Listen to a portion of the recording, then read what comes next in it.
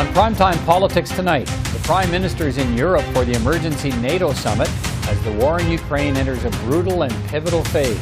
I'll speak with Ukraine's former ambassador to Canada from the city of Lviv on what more NATO should be doing. And MPs weigh in on what more Canada should be doing. And the federal government issues its first green bonds. Environment Minister Steven Guilbeault will be here to explain how the bonds will help finance the transition away from the carbon economy. We'll begin tonight with Ukraine and a crucial 48 hours ahead. NATO leaders meet in an emergency summit on Thursday, and it's likely they'll promise to do more for Ukraine with more weapons and sanctions, but the NATO response will not include engaging Russia on Ukrainian soil or in the skies over that country.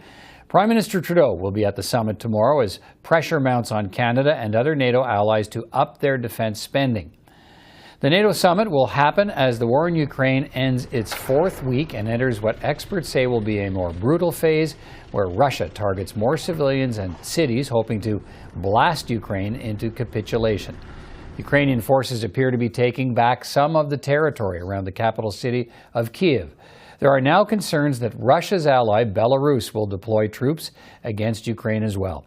And the U.S. has warned that Russia may be about to use chemical and biological weapons, and the U.S. today formally accused the Russian forces of committing war crimes in Ukraine. Today, Prime Minister Trudeau addressed the European Parliament and called for more united action to assist Ukraine. We must all continue to send military equipment and lethal aid to help Ukrainians in their heroic defense, not just of their lands, but of all of the principles that defend ours. And we must continue to impose unprecedented sanctions on Putin and his enablers in Russia and Belarus, increasing the pressure as much as we can. We must ensure that the decision to invade a sovereign, independent country is understood to be a strategic failure that carries with it ruinous costs for Putin and Russia. And the Secretary General of NATO expects that NATO partners will be offering more support for Ukraine, including equipment to defend against Russia's possible use of chemical and biological weapons. And he also cautioned Russia against its nuclear saber rattling. He also made it clear, though, that NATO will not fight in Ukraine. President Putin's invasion is brutal, and the human suffering is horrifying and painful to witness. We are determined to do all we can to support Ukraine. But we have a responsibility to ensure that the war does not escalate beyond Ukraine and become a conflict between NATO and Russia. This would cause even more death and even more destruction. Andriy Shevchenko was Ukraine's ambassador to Canada from 2015 until last August. He joins me this evening from the Ukrainian city of Lviv. Mr. Shevchenko, first of all, thank you so much for taking time to speak with me tonight, and I'm glad to see you. I'm sorry it's under these circumstances, but I hope all goes well for you. What can you tell us about what is happening on the ground in Ukraine right now, and in particular in your city of Lviv? Well, I think there is no safe place in Ukraine right now because every city goes through airstrike sirens and airstrikes themselves. Including the city of Lviv, where I am right now. But moreover, I think even if you are 50 kilometers away on the other side of the Polish border, you don't feel much safer because you know that those missiles, they can easily hit you on the other side of the border. So it's almost 1 month of the invasion. And this means that we have to find a lot of strength and resources to continue. But this nation is very determined to win in this war. What do you believe Russia's strategy is now, as you say, as the war enters its second month? I think they are beginning to realize that they are not going to get much success on the ground. And it's going to be extremely difficult for them to capture the major Ukrainian cities as they planned to.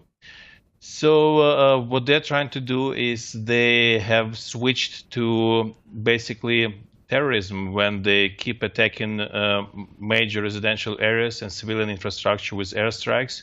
And their idea is to break our will. I think it's not going to work that way. But I think the world cannot just watch this either. Let's talk about that. We are on the eve of the emergency NATO leaders meeting on Thursday in Brussels. What do you hope to hear from NATO leaders at the summit? We hope to hear a very clear response what the strongest military defense alliance on the planet is going to do with something that is already seen like beginning of the global war. And the previous responses we had from NATO were not too convincing. You cannot deter Russia with weakness. You can only deter Russia with very strong and with very practical and rational response. And we are begging the world to help us and close Ukrainian skies for humanitarian reasons. That seems like an unlikely outcome, though, of that meeting. As you know, NATO leaders have repeatedly said, we'll do more sanctions, more weapons, more equipment to help defend against the possible use of chemical weapons. But so far, no fly zone and no direct engagement with Russian forces because they don't want to trigger a wider war. What's your message to them? Well, Peter, I believe we will see that position changed at some moment, and we need that flexibility. We are talking about no-fly zone or no-fly corridors for humanitarian purposes, and just before this conversation, I read a very impressive piece by General Breedlove, who used to be NATO Supreme Allied Commander, right. And this article is called very clearly, deterred by Putin. U.S. should not be deterred by Putin. They should send aircraft to Ukraine, and they should help Ukrainians to close the sky. I think this is the message which we would like to bring to our friends and allies in NATO.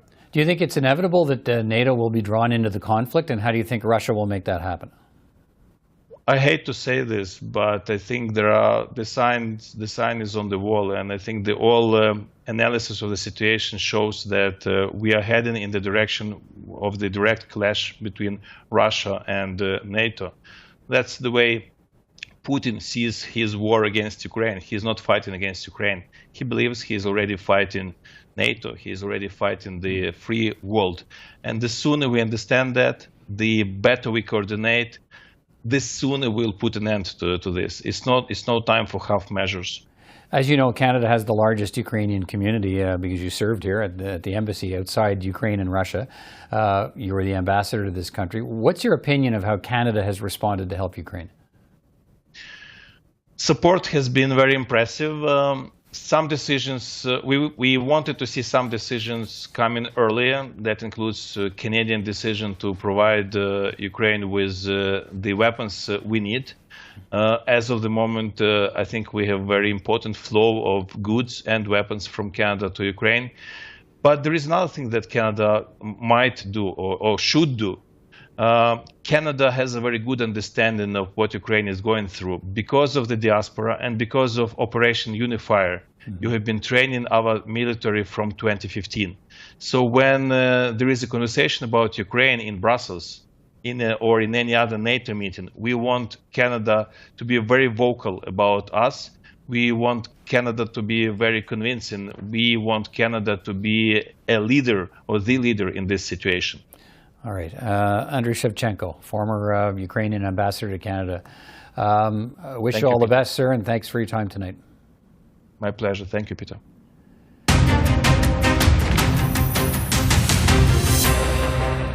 Canada remains strongly committed to its partnership with NATO allies and reinforcing our support for NATO's eastern flank. Up to 915 Canadian Armed Forces members could be deployed on Operation Reassurance at any given time, making this Canada's largest international military operation, involving the deployment on air, land, and sea, elements that are so important to reinforcing NATO's eastern flank. And to strengthen NATO's deterrence and defensive efforts, we announced on February 22nd that we would expand Operation Reassurance by providing an additional 400 CAF personnel as a ceiling, along with further CAF military assets, including the Halifax that we visited on the weekend before it set sail.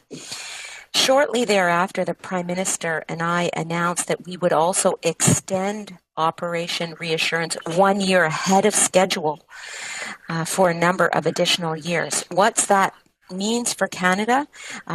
The battle group in Latvia, where Canada is the lead nation for a multinational NATO battle group, comprised of 1,500 soldiers from 10 allied nations, will continue.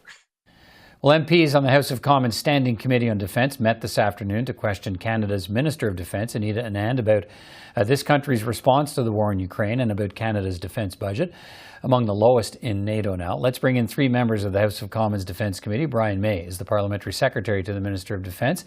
Kerry-Lynne Findlay is the Defence Critic for the official opposition Conservatives.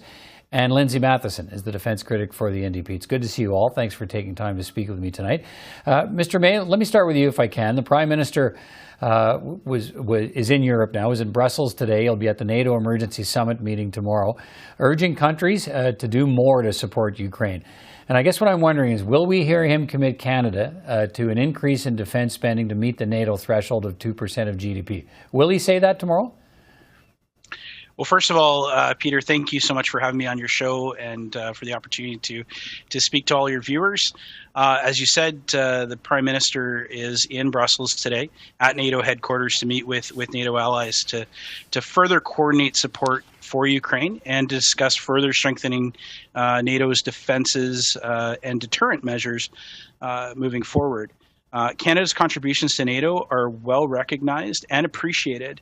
On Saturday, we are doing more. To answer your question, we are doing more. On Saturday, HMCS Halifax departed Canada, and it's on its way to join NATO's maritime forces. Also leaving today we are delivering howitzer-style artillery guns to Latvia.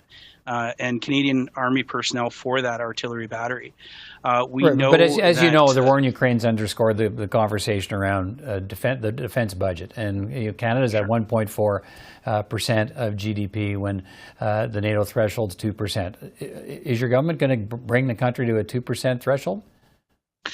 So the answer to that question is not as simple as a yes or no. In 2017, our government released a fully costed and fully funded defense policy, Strong, Secure, and Engaged, that does in fact raise spending by over 70%. This plan allows our military and our allies to count on predictable, sustained investments by Canada. It's not just about the money we spend. Does it raise it to 2% of GDP? It's not just about the money we spend, Peter. It's about how we spend it, and which capabilities we can contribute to NATO. Okay. And I have to say that if you look at the commitment we've had in Ukraine with training over 33,000 troops, we're seeing the fruits of those labors now. All right, Ms. Findlay, Canada's defence spending, as I said, sits at 1.4% of GDP. What does your party want to see by way of increases in defense spending in the budget? Is reaching the NATO 2% benchmark, is that the minimum Canada needs to achieve here? At least, because we see what a war in Europe looks like in 2022, one we didn't want to see, one we didn't expect. And we need to simply emphasize our national security, our military, our defense in a way that we have not seen this government commit to. My friend mentions that they've increased spending by 70%, but they also changed the way they calculate that spending. And the 1.39% of GDP now includes Coast Guard funding and veterans funding. That is not the way to cost it. It should be a Department of National Defense percentage. We should reach the 2%. We need to reach the 2% because we have a lot to do. We have to get fighter jets, which they've had 6.5 years to make a decision on, and they have not yet. We keep hearing it's coming in weeks and months, but no timeline. And timelines they have set, they've blown past. Right. We also need to upgrade our NORAD systems. We are very vulnerable in our Arctic. Both Russia and China have made claims up in the Arctic to territory that we consider Canadian. So we have to do our part, and our I will agree with my colleague that the part that Canada plays is very welcome, very appreciated, but we simply need to do more. We can do more. Let me bring in Lindsay Mathyssen. What's your view? Does the NDP believe Canada needs to spend more on defence right now? So I would have to agree with my colleague, Mr. May, in terms of it is about how you spend that money. And of course, we need to ensure that our troops are well supported, that they have the equipment that they need to keep them safe.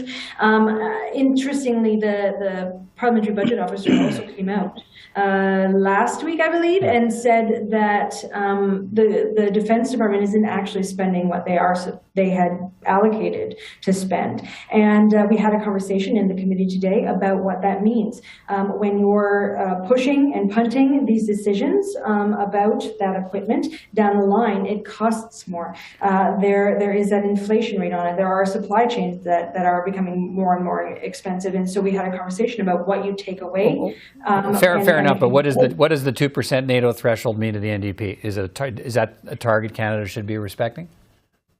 I think that we have, of course, those international obligations, and we have to look at how we can best serve them in terms of what we put into the people that are doing that work, the Canadian Armed Forces themselves, those men and women, and the equipment that they have to do their job safely. Okay, Mr. May, the Defence Minister, Minister Nan, told your committee today, and I think as I was watching, I think it was in response to a question from Ms. Findlay, and so I'll get her to weigh in a second too, that Canada is looking at purchasing lethal weaponry from third-party suppliers to send to Ukraine.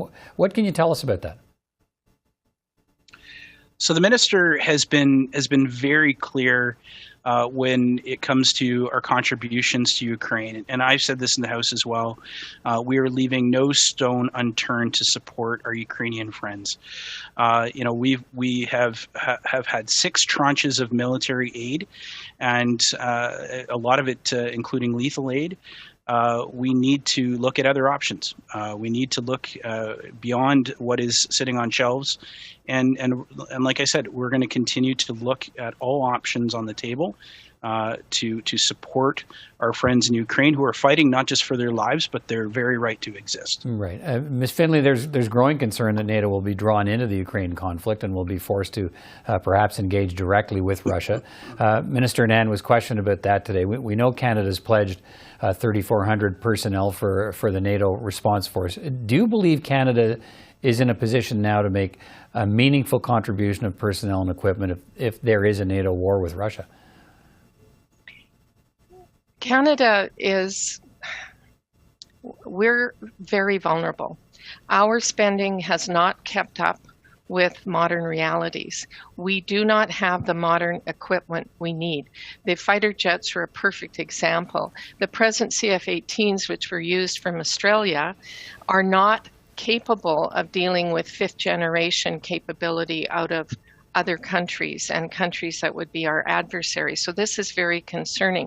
And with respect to my colleague from the NDP, the DND had a $1.2 billion lapse in funding last year. So they're not spending even what they budgeted for. And we need them to spend more. We need them to spend more on jets. We need to spend it on ballistic missile defense, upgrading our North Warning System, expediting the shipbuilding program. There's a lot that has been left either lagging or just indecision, right, and it has to be fixed. When it comes to NATO, we have the very real prospect that we might be called upon under Article 5. Mm-hmm. We have been giving equipment to Ukraine, which leaves us, and the minister said, with less ourselves, but she felt enough that we could meet our commitments. Oh. And unlike what the Global Affairs Minister said, we're not just conveners, we're warriors. And Canada, if called upon, will meet its obligations. Lindsay Mathyssen, you raised concerns about where the shipments of Canadian weapons may actually end up and in whose hands in Ukraine. What's the concern you're raising, and are you satisfied with the minister's assurances today that measures are in place to ensure Canadian weapons don't fall into the wrong hands? I understand that the minister in her response was trying to ensure that she was protecting sensitive information, absolutely. However, it's been continual that there have been these unfortunate incidents where unfortunate incidents is not the strongest term that needs to be used, that in past disputes, past war zones, that weapons have gone missing. They have fallen into the hands of those who do not want them to fall into terrorist hands through the black market. And there are incredible organizations in Canada, Project Plowshares, who are raising that alarm, saying that we have to do more to meet our arms treaty obligations in terms of tracking that weaponry. All right. Well, look, it's a very fluid situation, as we all know. We'll hear from NATO leaders tomorrow and see what's next. We know more sanctions are coming, probably more weaponry. Some United States announcing that it will be introducing more sanctions as well, and so lots to watch for as this story continues to move. I want to thank you all for your contributions to the conversation tonight, and I hope we get a chance to talk again soon. Thank you, Thanks, Peter. Peter.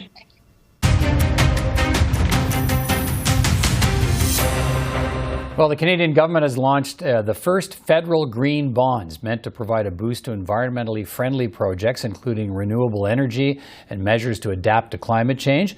The issue raised $5 billion from investors who will get 2.25% on their investments each year for the next 7.5 years. Steven Guilbeault is Canada's Minister of the Environment. He joins me now. Minister Guilbeault, good to see you again. Thanks for being with me tonight. Peter. My pleasure. Look, Canadian provinces and municipalities, pension plans, banks are already in the green bond market. Why has the federal government decided to get into the green bond business? For a couple of different reasons, but certainly we know that the transition to a greener economy and a greener society can't be done just with governments. Billions and billions of dollars will be required. We need the private sector. We need the investment community. And green bond is the issuance of green bonds is a way of inviting them to participate with us in the transition to a greener economy in Canada. What kinds of projects will receive funding from the bond issue? Good question. Electrification of our transportation. Transportation accounts for 25% of our greenhouse gas pollutions in Canada. We have a number of projects that are being deployed across Canada. So part of that money could go to finance what we're doing on electrification. Energy efficiency. Hugely popular in Canada. There's a green home retrofit program that the Ministry of Natural Resources has started to deploy. Hugely successful project. So the money raised from the green bonds could serve to that. And also, perhaps one last example, our 2 billion tree project, planting 2 billion tree between now and 2030, which is also something that could be funded with the money we raised from green bonds. What does it say to you? I mean, looking at the speedy take-up on the first issue of federal green bonds, gone pretty quickly. How quickly will you offer another issue? Well, I mean, clearly, the fact that Canada, AAA rated country, would come into this market is a very positive signal to financial markets and to investors. The issuance was more than 2 times oversubscribed. Clearly, there's a lot of interest on the part of investors for this type of financial product. And that's something I've heard, Peter, more and more from investors. We want to be part of this. We want to help you fight climate change. We want to help Canada transition to a greener economy. We want to invest a lot of our dollars. And frankly, they have the investment community around the world has way more money than governments do. So let's bring them on board. And clearly, they're ready. I want to get a sense of how the bond issue factors into the overall spending plan, financing plan. I mean, your emissions reduction plan, which I understand is coming, I think, next week, Yes. will outline your government's, how your government will cut greenhouse gas emissions by as much as 45% by 2030. So what role will the green bonds play in reaching those targets? How significant of a factor will they be? It's a tool. I mean, there's no silver bullet when it comes to cutting greenhouse gas and achieving ambitious goals like the one Canada has. It's a number of things. I mean, we're putting in place new regulations. For example, we've made a commitment to have 50% of vehicles, light-duty vehicles sold in Canada, be zero-emission vehicle by 2030 and 100% by 2035. We've put in place a price on pollution, which is, according to the International Monetary Fund, a world model in terms of how countries should go about pricing pollution. We're also making investment. So the plan so far is composed of more than 100 measures that we've started deploying. Green bonds is one of the tools in our toolbox to fight climate change and build a stronger and greener economy for Canada and Canadians. Yeah, I know you're aware. I'm sure some sectors of the economy there's some pushback here over this bond program from, in particular, the nuclear industry, which notes that while the federal government's investing in modular reactor programs as a clean energy source, the Green Bond program actually prohibits investments in nuclear energy. So can you explain what to some people appears to be a contradiction here? Yes, well, for this first issuance, we worked with financial institutions like HSBC and TD Securities. They looked at what are the best practices around the world for sovereign bonds, green bonds. Looked at Europe, France. And France is an interesting example. 80% of their electricity is generated through nuclear. They also exclude nuclear energy from their green bonds. So do the European Union. So we basically adopted what are the best practices out there for that first issuance of green bonds. Right. But I mean, Ontario has shown that using nuclear energy has been helping to remove carbon from the power grid in that province. So, do you consider nuclear energy a key tool in reducing greenhouse gas emissions or not? That's really not what we're saying with the issuance of green bonds. Again, we looked at what are the best practices. You say Ontario uses electricity, nuclear-generated electricity. I gave you the example of France, which does it, and other European countries where they still didn't include nuclear as part of sovereign green bond issuance. So it was the first time we did that. We looked at the best practices out there, and that's what we decided to go with. All right, Environment Minister Steven Guilbeault, good to talk to you, and we'll perhaps catch up with you again next week when we see the emissions reduction plan. Great to talk to you tonight. Thanks. With great pleasure, Peter. Thank you so much. That's all for this edition of Primetime Politics on CPAC. I'm Peter Van Dusen. For all of us at CPAC, thanks for watching, and I'll see you next time.